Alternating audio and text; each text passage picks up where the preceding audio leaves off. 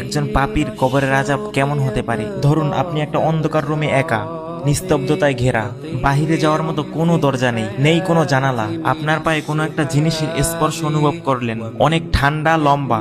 হঠাৎ করে আপনি দেখলেন একটা মোটা সাপ আপনার পায়ে পেছানো আছে, দেখতে একদম বিশ্রী, কেমন ঠান্ডা। আপনি সাপটিকে সরাতে পারছেন না, সাপটি আপনাকে কামড় দিল, বিষাক্ত সাপ, ব্যথা লাগলো খুব। হঠাৎ মনে হচ্ছে আপনার কানের পাশে কিছু একটা অনুভব করতে পারলেন, এটা একটা বিছা, জোক কিংবা চেলা আপনার কানের ভিতর ঢোকে কামড়াচ্ছে। অনুভূতি কেমন? ইস, বাঁচাও বলে চিৎকার দিতে ইচ্ছা করছে খুব, কিন্তু মুখ খুলতে গিয়ে অনুভব করলেন আপনার মুখে তেলাপোকা ও অন্য পোকা, আপনি সেগুলো চিবাচ্ছেন, আপনি না চাইলেও আপনার মুখে সেগুলো। তখন আপনার বমি চলে আসছে, পানি পিপাসা লাগছে, আপনি দেখলেন আপনার সামনে জগে ভরা তরল কিছু, আপনি ডক করে গিলে ফেললেন। এমন সময় আপনার অনুভব হলো তরল থেকে বাজে গন্ধ আসছে, আপনি ভালোভাবে খেয়াল করে দেখলেন এগুলো পচা রক্ত।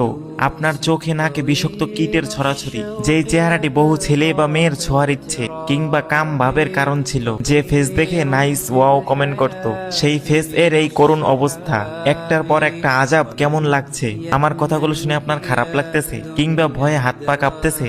আপনি কি একবারও ভেবে দেখেছেন কবরে এর চেয়েও ভয়ঙ্কর থেকে ভয়ঙ্কর শাস্তি হবে? আপনাকে বাঁচানোর জন্য সেখানে কেউ থাকবে না, আপনাকে একাই শাস্তি পেতে হবে। আমরা কি করতেছি?